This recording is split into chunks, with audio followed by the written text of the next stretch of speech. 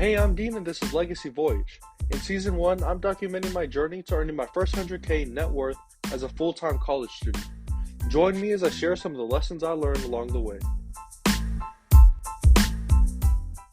I remember when I was in middle school, I would always be I would just brag all the time. Like 24/7 and be, "Hey, look at me. I do super well in school and super good in sports." And 24/7 I would just talk about on and on about my accomplishments and everything I'd done. I was a little jerk back then. I mean, I was a little I was just so full of myself when I was a kid. But then that was like 8th grade, middle school, and then when I finally moved to Vegas and started going to high school, my cousin, he humbled me real quick. I mean, he just put me at my place. He got better grades than me. He was better at football than me, which is I think where I put a lot of my value. And then here this guy was better than me at those things. And then come to find out, he just never brags ever. Like man just literally never brags. In fact, there were parts or there were moments where he would literally lie to make himself to not brag. Like for example, and this is something that I picked up from him, which admittedly is not a very good thing, which is that when someone asks you, "Hey, Dean, how'd you do on this test?" If I got like there was this one test, I literally aced it. Like not only did I ace it, I got 103% because of the extra credit. And someone's like, "Hey, Dean, what'd you get on this test?" And I was like, "Oh, pretty well, pretty well." It's like, "What'd you get? What's the number? What's the number?" I was like, "Oh, don't worry about it. I did all right." And he was like, dude, just tell me the number." I was like, "Okay, okay, 90 something." I literally just straight up lied. And there were even moments where someone would try to compliment me, and then and then after they compliment me, I was like, "Nah, it's not that, it's." And then I would just point to a different flaw that I had. Like, if someone tried to say, "Dean, you look good, you look good." It's like, "Nah, I'm just trying to do this or do that." Or it's like, if someone tried to compliment me, "Hey, Dean, you do good in school." I'm like, "Oh, yeah, it's alright. It's not that good." I would literally just downplay the compliment. And then listening to a podcast a while back, it was talking about how and today it was reaffirming the same message, is that compliments are a gift. And if someone gives you a gift, you don't take the gift, throw it on the ground, start stomping on it and spitting on it, and then hand it back to them. That's not what you do with gifts. When someone gives you a gift, you take it and go on with your life. Even if you're not going to use the gift, even if you hate the gift, take it and move on with your life. And that's exactly what compliments are. It's literally someone trying to give you a gift. Here is this thing that I admire about you, and I'm going to give it to you. And then I was just there taking it and then throwing it out the window. But I've learned now is that if someone compliments you, just accept it. And not only do you accept it, but you thank them. If someone says, "Hey, I really like the way you did this," say thank you. Thank you so much. Like have that sincere moment of gratitude for the gift that they just gave.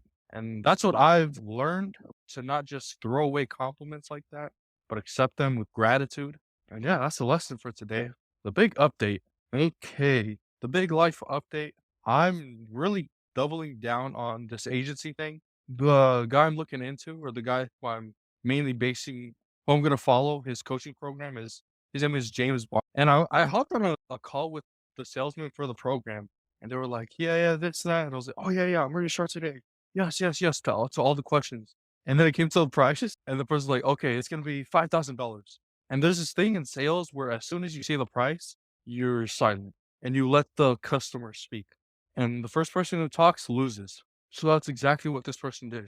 I was like, "Yes, yes, yes. Okay, the last thing we need to talk about, we need to talk about the investment. It's going to be a $5,000 investment." And then she was dead silent. I was like, "You know what? I'm gonna play around with this." So I just stayed quiet too. And for the next like solid 2, 3 minutes, it was just dead silence. And then she was like, "Hey, you still there?" So I came back on. But then I already knew that I probably wasn't going to invest in it because James Bonity is the coach. He basically puts everything out online for free on YouTube. So I think I'm just gonna start working through there and really trying to think through the type of agency I want to build, the type of business, because I'm fully aware and fully cognizant of the fact that this is probably going to fail. And it's probably going to fail in the sense that it's not going to make millions and millions of dollars, but it's going to succeed in that it'll teach me lessons and it'll teach me skills and things that I need to know, because it's just one step on the journey to where I want to be. And that is the lesson for today. Or I already said lesson, but that's the like update for today. And I haven't been this motivated since since earlier this school year, where I was I was going knee deep in marketing courses and materials, just really trying to learn everything. But what I found was that the courses that I bought, like Russell Brunson and Dan Kennedy, their stuff was awesome. It was all about the overview, high level of marketing, like what makes successful companies in terms of how they market. Very high level strategic stuff that it was hard to implement in real life, like taking what they're doing right now and then put it into action.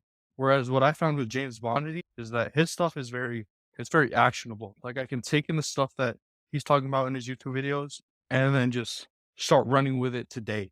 So I think the goal I'm going to set for myself is to hit $10,000 before I leave back to school, which I think it's a very doable goal. And also it gives you something to strive for and try to hit. So 10K by the end of summer.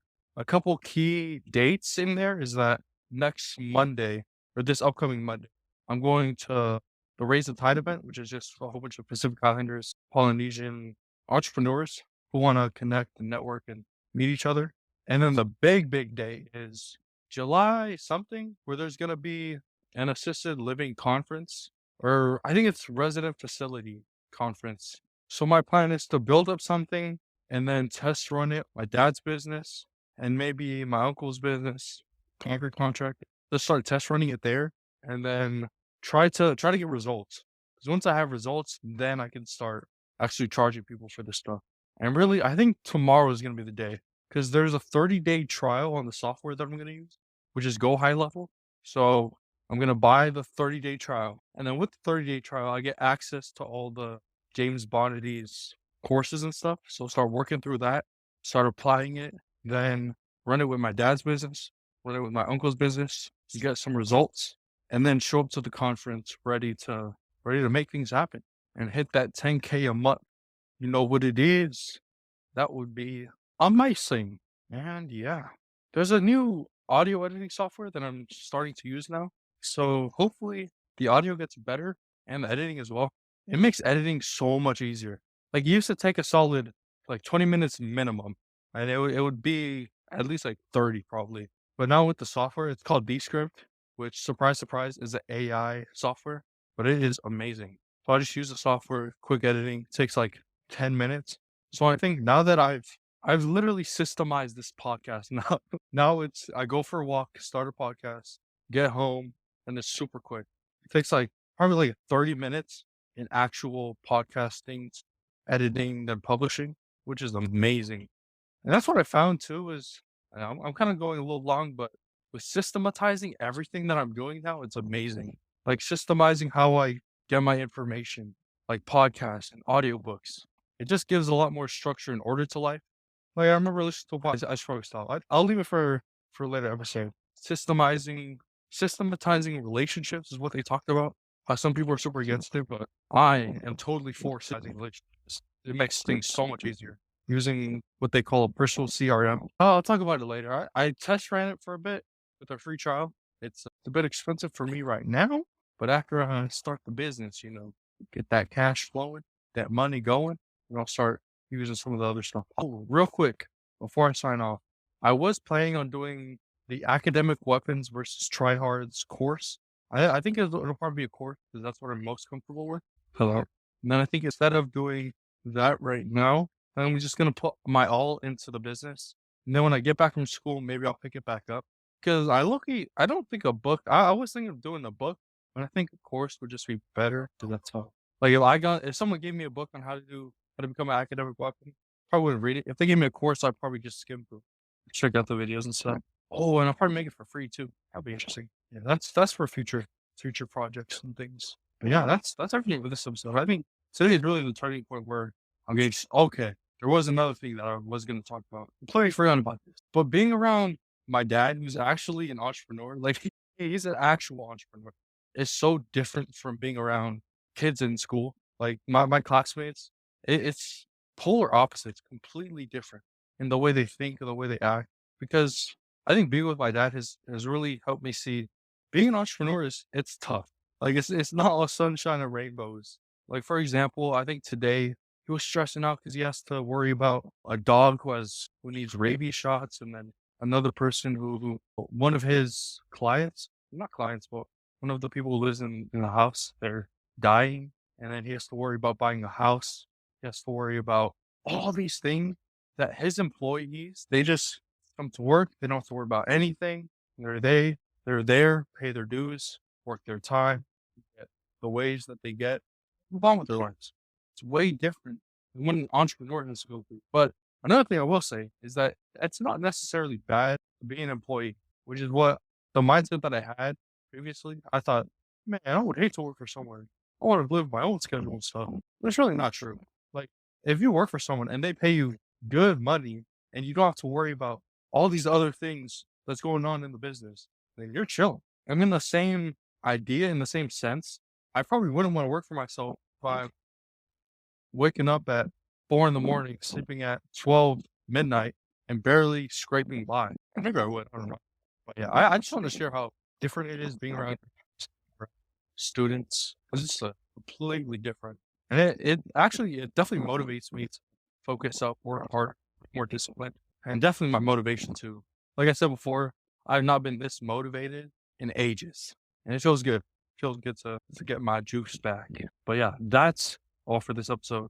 It's longer than all the others, but that's okay. I shall see you guys in the next episode. Down.